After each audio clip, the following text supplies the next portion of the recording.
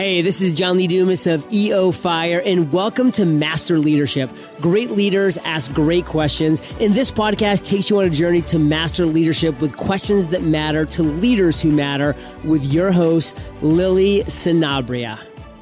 Hi, this is Lily, and welcome to Master Leadership, where we connect with leaders worldwide to gain insights on important topics to help us on our journey towards greater significance. If you would like to participate as a guest, or if you have a question that you would like to ask a guest, go to masterleadership.org for more information. Glen T. Campbell is the founder and CEO of Brandheart, a leading leadership coaching firm that helps C-suite executives get clarity, focus, and certainty about their best self so they can lead fulfilling and prosperous lives. Brandheart has worked with over 500 business leaders, entrepreneurs, and athletes from around the world to develop their personal and organizational brands. For over 20 years, Glen held director and CEO positions at some of the world's top brand strategy and communication companies like Clemenger BBDO, Saatchi and Saatchi, Burnett, and IdeaWorks across 4 continents. As a brand specialist, he helped brands such as Toyota and Gatorade enter and grow their market share in Australia. What he learned leading and working with these top companies led him to start Brandheart to empower current and future leaders. Our interview will begin right after messages from our sponsors. Have you been wanting to launch your podcast and just haven't found the right resources? I launched Master Leadership Podcast in 2016, and it now ranks in top 1% globally. I've gathered all I've learned and created Master Your Podcast in a Weekend course on Master Your Swag app so that you have everything you need to share your voice with the world, minus those excuses. So download Master Your Swag app on Google or Apple platforms to access the Master Your Podcast course and launch your podcast this weekend. Welcome, Glen Campbell. How are you? I'm particularly well. Feeling fantastic. Why would you choose any other way? Oh, that's right. I love that. So I am in New York. Where are you calling from? I'm in Sydney, Australia. Oh, so you're in my future, aren't you? I am, and it's going pretty well. So you've got lots of good things to look forward to. I love it. I love it. We're excited to have you on our podcast. Are you ready to pour into our listeners? I am, yes. All right. Glen, so tell us a bit about your path to leadership and what you're doing now. Well, Lily, it all started pretty early in school. I went to a private boys' boarding school, a military school, actually. And, I was an officer in the Army cadets there. I was a captain of many of the sports teams. I was voted to prefect of the year in my final year at school. And then that kind of continued into university, where I did 2 degrees, one in commerce with a major in marketing and one in psychology. And I led a lot of projects. I just kind of naturally felt that people were choosing me and saying, Glen, you could lead this, you can do this. Glen, why don't you help us out? And so I found myself in that position a lot. And then, of course, after leaving college, I immediately started a brand strategy and communications company from scratch and led that. Then I moved out of that after several years and into the bigger brand strategy and communications companies like Saatchi and Burnett. And I've had many leadership roles in those companies across 4 continents and also 4 CEO roles of multi-million-dollar branding companies over a 12-year period. Then about 15 years ago, Lily, I started my own company called Brandheart. And I've been coaching leaders to discover their authentic personal brand and organizational brand ever since, and doing a bit of work around high performance leadership and business coaching as well. So yeah, that's the journey. You're really good at summarizing years of amazing work. I'm so curious. You did major in psychology. I did a psychology degree, not a major. So you did a psychology degree. Was that helpful in your leadership journey? Because for me, leadership is a lot about social emotional development. I'll be completely honest with you here. I think there's 2 aspects of this. There's an aspect where there was certain amounts of that degree that I actively spent unlearning. And there were certain aspects of that degree that kind of propelled me forward into a much greater understanding. And remember, I went into my career in brand strategy and communications. So the psychology of that is very important, knowing how the brain works, knowing how belief systems work and behavior works, and how to influence people to do things, in a way that's win-win, of course. We want it to be win-win, is very important. So, that sort of began that journey of me going into my curiosity into what makes human beings do what they do and think what they think and act the way they act and respond in ways and, to various stimuli. And so that really started that journey. And then I must admit, I've done a lot of work since then. I'm a master in NLP, neuro-linguistic programming. I have a master's in hypnotherapy. I've done a lot of work around modern psychology and spirituality. I've done a massive amount of work in quantum physics and neuroscience as well. You're speaking my language. Yeah, well, leaders need to know this stuff. They need to understand this stuff. And if they don't, they're really behind the eight ball. They're really going to struggle. Absolutely love it. Now, tell us a bit more about Brandheart. I love the name. Brandheart is really the process of helping leaders to move out of their rational mind, their conscious mind, and to more actively connect that with their subconscious mind, or what I call the non-conscious mind, because that's where the real game is. I mean, we know from neuroscience that 95% of all behavior comes from your subconscious mind or your non-conscious mind, where your belief systems are held. And also that, I believe, the subconscious mind is really where your intuitive power comes from. And the intuitive power is expressed through your feelings and your emotions, through your heart. And so what I'm trying to do really with Brandheart is to bring leaders out of the rational, functional, operational existence that is very systematic and structured, and connecting with people through their heart, through their true higher self, their real self. And, when I've found that organizations are heart-led organizations and leaders get back into their heart, which is their true higher self. That's what the personal brand work is all about, Lily. When they get back into their true higher self, their heart-led self, they run significantly better organizations with significantly better cultures, and they serve their clients and their customers in vastly better ways. They lead categories, and it shows on their bottom line as well. The ROI is always massive. I love that. In fact, I was just doing a training today and I said the 4-letter word. I said it. Love. I said love. Good for you, Lily.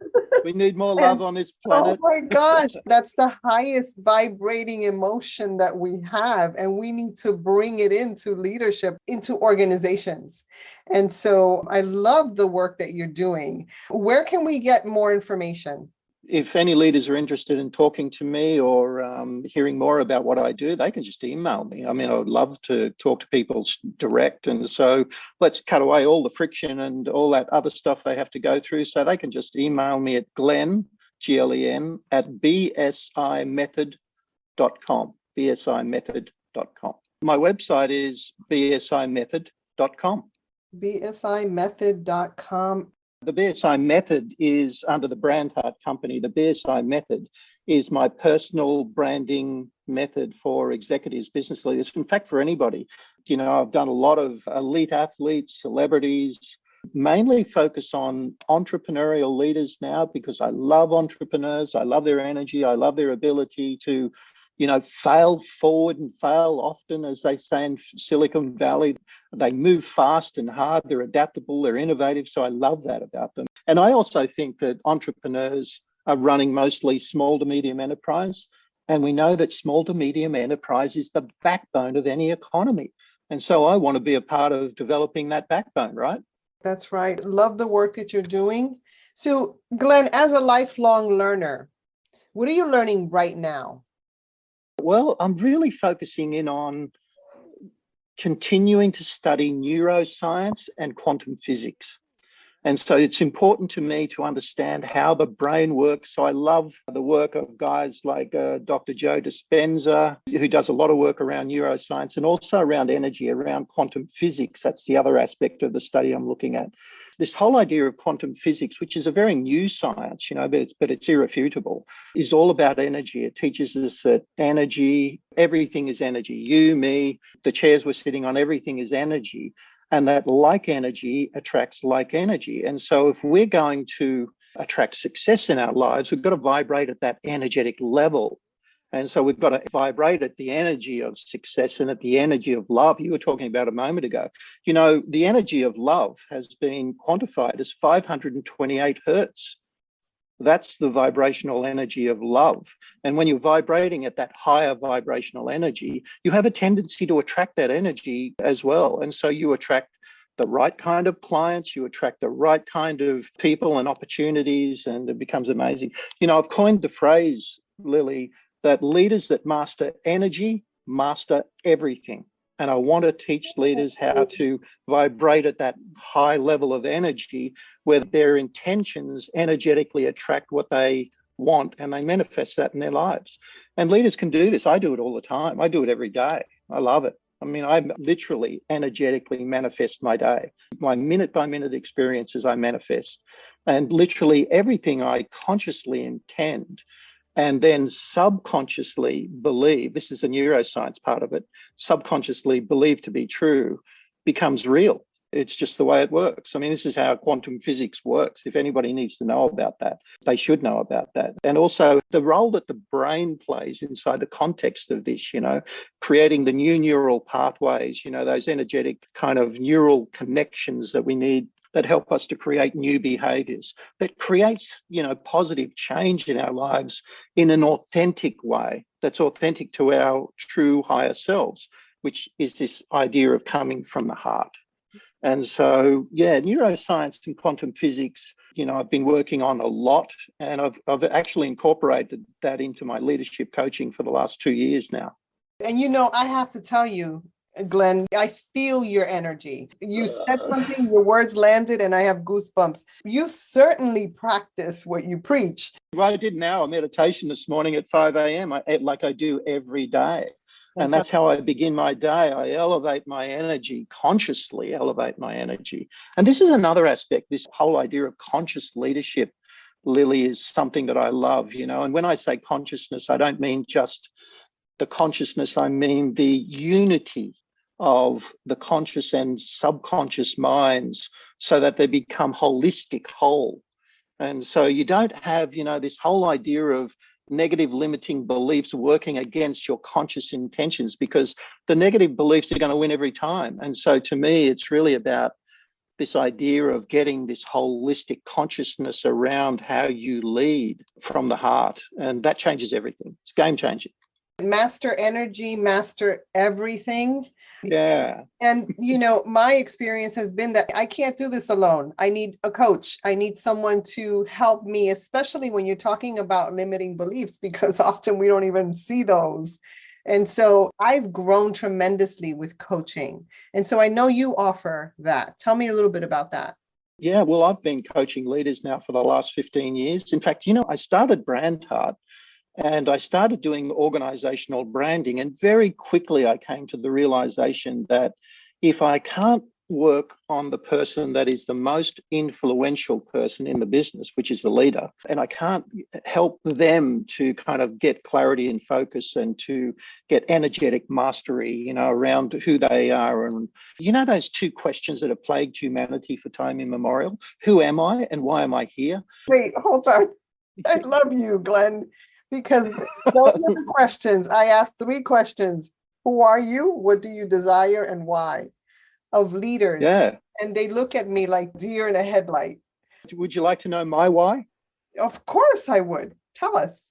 Okay, I start with those 2 powerful words, always. I am. Mm-hmm. I am the light that awakens leaders to higher self-realization. That's my why. Never changes. Love it. I know my why. And this is the work that I do. You know, I don't help leaders create mission statements that are 30 words long. They're never going to remember that. I help them to create their vision. That why is a vision, right? It's a vision, personal vision. That's my personal vision. And so I've got real clarity about why I'm here on this planet. You know, remember Mark Twain once said, the two most important days of your life are the day you were born and the day you find out why.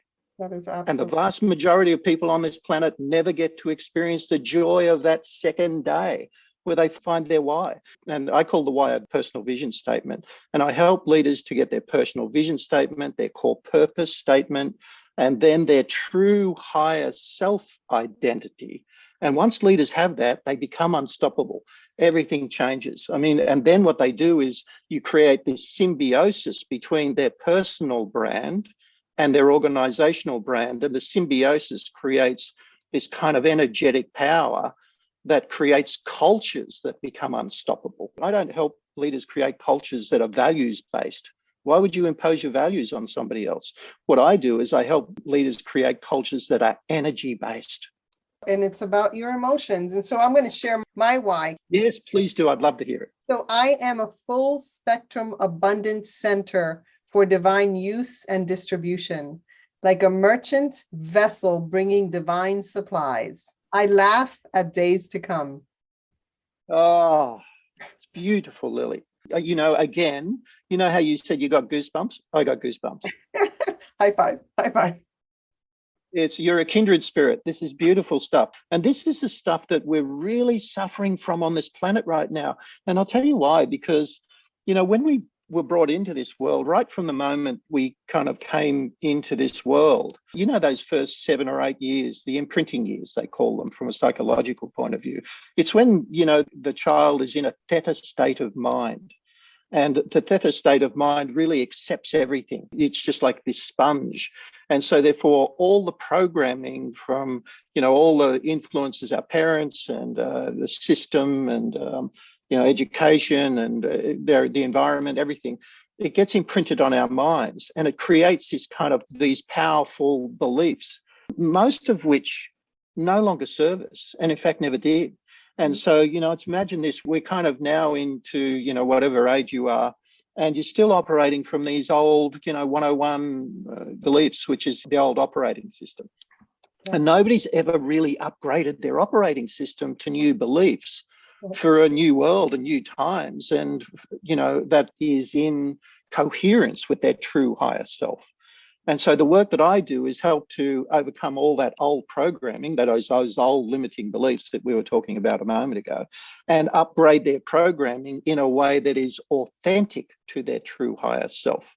And when that happens, it's like, you know what, I've had men and women sit in front of me and literally break down and cry. I never do this work where I lead the witness, right? My true magic, you know, my alchemy really is to help them to discover what's already in there and to bring it out. And when they bring it out, they literally break down and go, oh my God, it is me. That's who I am. It's my true self, right? It's my real me. The realization of that is so profound that they literally break down with joy. I mean, they're tears of joy. You know, I had one CEO, a woman sitting in front of me in my office here in Sydney, literally cried for 25 minutes. And I just sat there and waited because I just thought, this is just your moment, right? I mean, this is brilliant. And at the finish, she said, I'm so sorry. And I said, why? Why be sorry? This is amazing. This is your time of awakening, right? Where you just kind of realized, wow. And she went back into her company and literally changed everything. This was about 12 months ago. It was like she had this magic wand. And this is quantum physics, right? This is the energy. And her revenue doubled twice. Her profit quadrupled. Wow. Twice revenue, quadruple profit.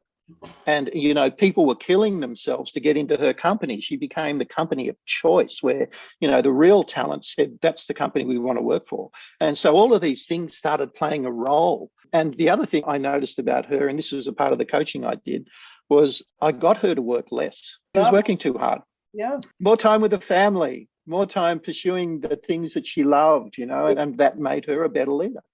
That's right. So let's talk a little bit about leadership today. Like when you think of leadership today, what most concerns you and what are you most hopeful about? I'll come back to the theme that leaders don't really know who they are. You were talking about that kind of rabbit in front of the headlights, right? They get stunned when you say, tell me about yourself. Tell me why you're here, what you do, who you are. Most of them go straight to their title, or they go to their role, or they go to the company they work for, or where they live, or, all these other things that are not true, not real. I call it identity theft. And so because they're not sure of that, and they know they're not sure in their heart, when there's chaotic times like there is now, they get confused. They become a part of the chaos. They're not really equipped. They have this inability to be able to deal with this kind of massive chaotic change. And that's the thing that concerns me most, is that they're not relying on their true, authentic self to get the answers, because we're not going to get the answers externally. One of the things I say a lot, Lily, is, you cannot possibly battle external chaos with internal chaos, or external uncertainty with internal uncertainty. So, we know from Stoic philosophy, from guys like Marcus Aurelius and Seneca and Epictetus and guys like that, they talk a lot about the only thing you can control is yourself. You can't really control anything externally, so stop trying. Just love what happens externally, but be in control of yourself. And so I talk a lot to leaders about knowing and understanding who you are, why you're here, having complete control of yourself. And then that's where you get your answers from, right? And so, a lot of people call it intuition. I know from a massive study done by Harvard University into their top 2% alumni, they said one of the key success factors for them was their ability to trust and develop their intuition. And so what's your intuition? Well, that's your subconscious or your non-conscious mind talking to you through the sensations and feelings of your heart. And so they're trusting their intuitive powers. And a lot of leaders today have suppressed that ability because they've relied on data, or they've relied on, the practical operational stuff, right? It's all about that. And so that's not going to provide the answers on how to move forward. And so the big concern is that they don't have this foundation of knowing who they are and why they're here. They're really suffering as a result of that in this chaotic time. You mentioned trust. I actually have an episode called My Trust Manifesto. How important it is to leadership. It is the foundation of what you do. So as a leader, if you're not developed in that area, you're not going to build something that vibrates higher. We've got to do the work. And that's where the rub is. And that's why it is hard work. It's not easy, but it's so, so worth it. And I applaud you for what you do. Gandhi once said, if you cannot go within, you will go without. And so I'm in the business of taking leaders back within to discover where the true power is. I saw some studies from MIT recently, the neuroscientists. I think they did a collaboration with the neuroscientists at Stanford, and they were trying to quantify the difference between the conscious mind and the non-conscious mind. And the reason I say this is because where the real power is for leaders is actually internally. That's where their real power is. And you've got to draw on that and trust that power, right? So trust really starts with yourself first. You've got to trust yourself first. And so the conscious mind, they found, was traveling at speeds of about 120 miles an hour. The non-conscious mind was traveling at speeds of 235,000 miles per hour. So Think about this. So where's the power? And if you looked at it in terms of bits per second, like a computer, the conscious mind travels at 2,000 bits per second. The non-conscious mind, are you ready for this, Lily? The non-conscious mind travels at 400 million bits per second. And so, everybody is working in their conscious minds and their thinking minds and believing that's where the real power is. I'll think my way through this. I'll use the scientific method, or I'll use the critical thinking theory, or whatever it is. To a degree it works, but I can tell you, I find that incredibly limited, because it's what I call dead thinking. Dead thinking is I'm doing the same things over and over again. I'm thinking some repackaging stuff that's already been done. Whereas the non-conscious mind, that subconscious, that 400 million bits per second powerhouse, has got enormous answers. And so what I do is, when I've got a challenge, is I consciously think about what that challenge is and get clarity about it. Then I give it to my non-conscious mind to solve the problem. And I literally do that while I'm sleeping. Wow. And so I'll wake up in the morning and I'll go, oh, I know what to do there. I've got this great idea that's kind of never been done before. Now that's live thinking. That's thinking that's never been done before. That's new. That's true innovation. Repackaging old ideas is not innovation. Innovation is live thinking.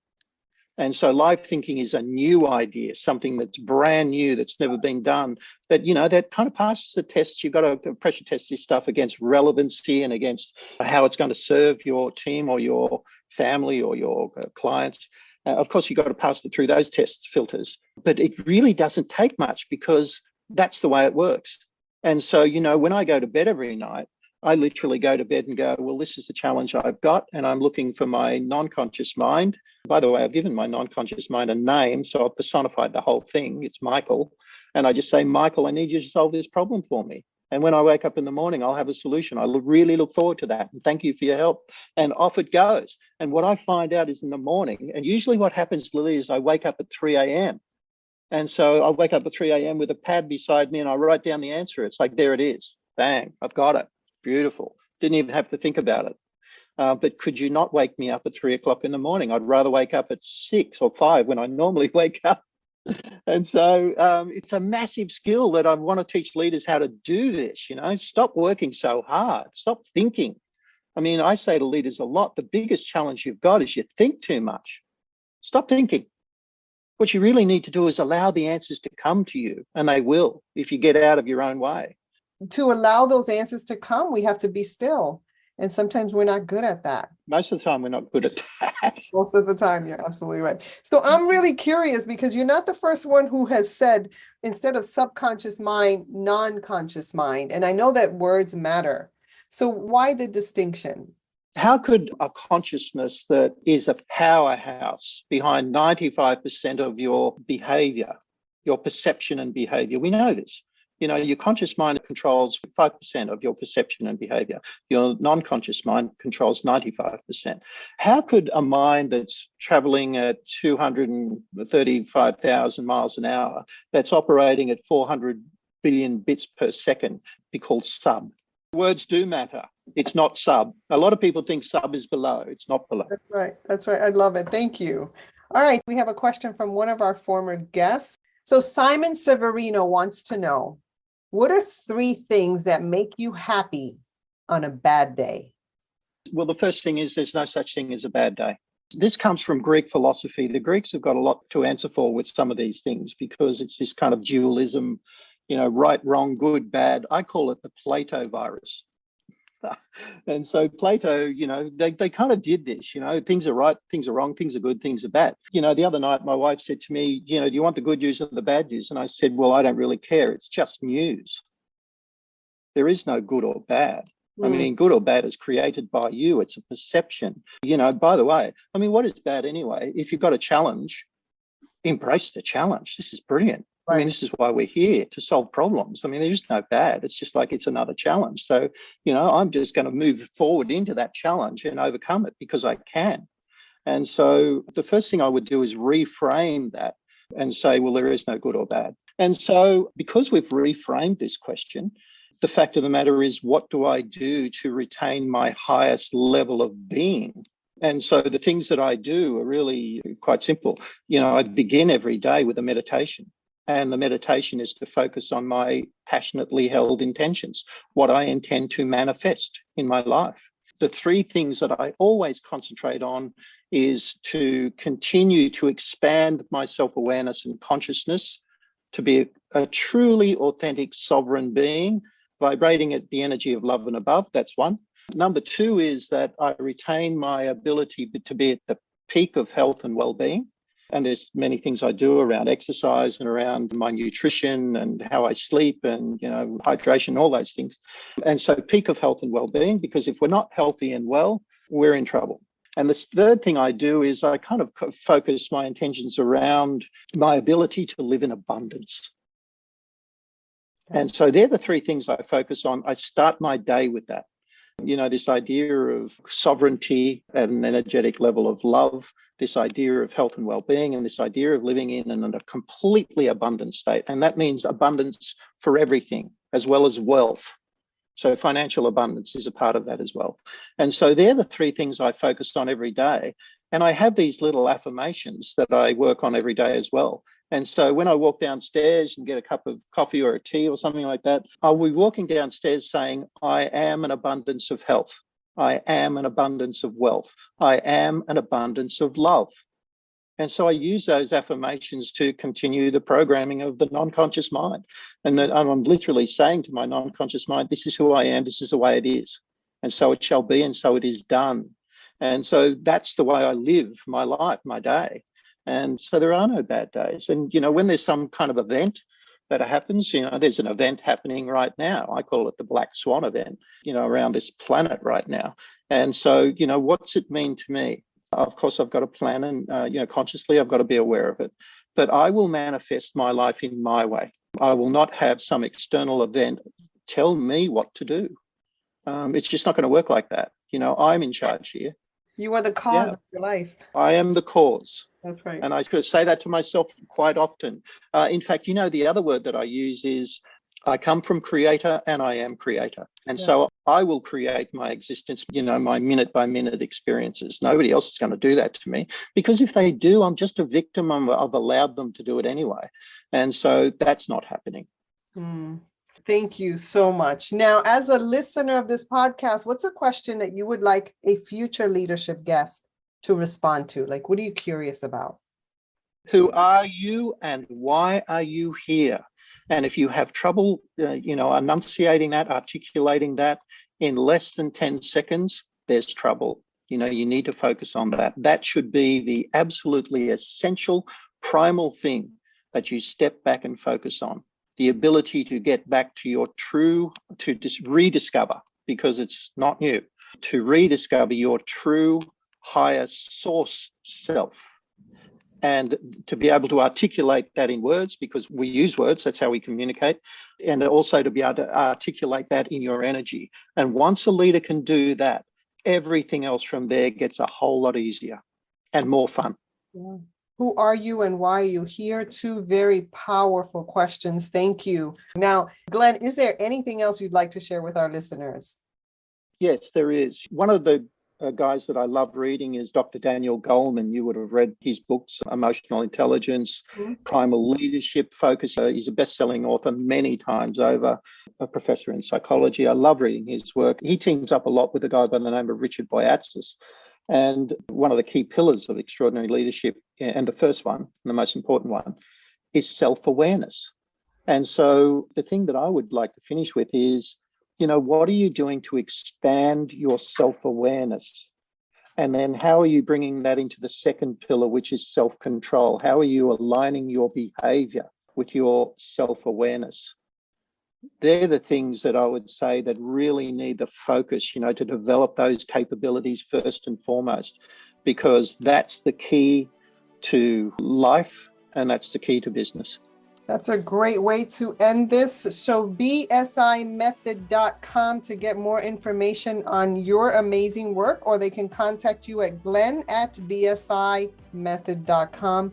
Thank you so much for adding value to me and to our listeners. It's been a great conversation. A real pleasure, Lily. Thank you. In closing, here's a quick message. Coaching is the art of influence that underpins leadership in the 21st century. It is the very thing that can get you from being stuck to being extraordinary. So go to masterleadership.org and sign up to get a free coaching session. Until next time, continue to ignite that leader in you.